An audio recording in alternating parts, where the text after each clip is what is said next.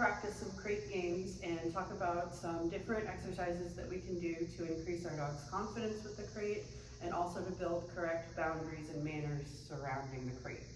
So the first step that you want to take if your dog has never been in a crate before, they have no experience with it, or if you have a dog that you already know is nervous about the crate, is just kind of teach them to have confidence going in by themselves. So I have Beaker here who already has a lot of crate training. But pretending that she was nervous or brand new to the crate, I'm going to take a piece of food, chuck it in the crate, and stand back and let her do whatever she wants to do. I do not like to do a lot of chattering or talking or encouraging my dog to take the food out of the crate. Rather, I like to just load it up and let them work it out on their own. Great job. So once we have our dog going in successfully for a treat, I want to start to work on phasing that treat back so that they are only able to get the reward after they've stepped into the kennel. Free. So what I'm going to do is I'm going to take my reward and I'm going to hold it above or next to the kennel. If your kennel has wire bars like this, you could pretty much get away with anywhere. If your kennel is a plastic kennel, you may go to the side venting so that the dog has a little bit of a lure into the cage. So I'm going to hold my food nearby. I'm going to wait, yes, for them to walk into the kennel, and then I'm going to drop my treat. Now, Beaker stole both of those out of my hand, but she went in really nicely. Free. Notice that I'm using my release word throughout this process, which is free. I think that it's nice from the very, very beginning to introduce to the dog that this is something that I want you to wait for that release word during. So I'm going to hold my food above the kennel. She walked into it, so I dropped the reward for her. Free.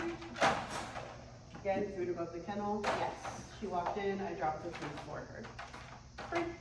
Once I've mastered this step, I'm going to move on to holding the food above the kennel, pointing or looking at it, and when the dog goes in, I'm going to bring the food to the front door. Free.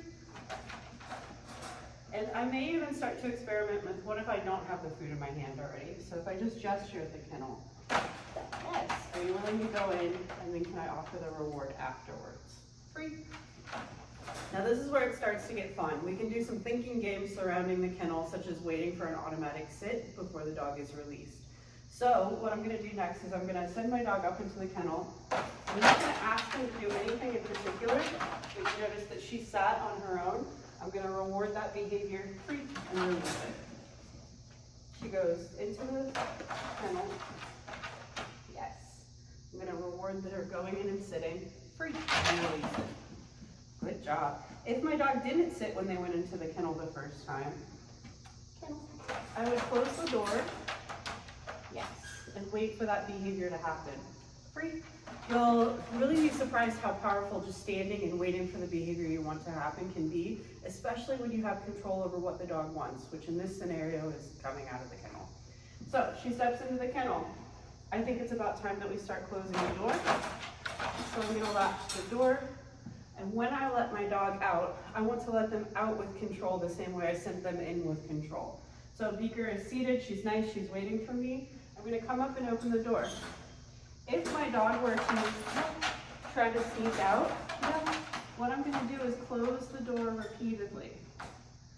And if my dog is not in that SIT position, I'm going to close the door and stand and wait. There we go. So she decided to sit on her own. I'm going to open the door. Free, and she's allowed to come out. Good job.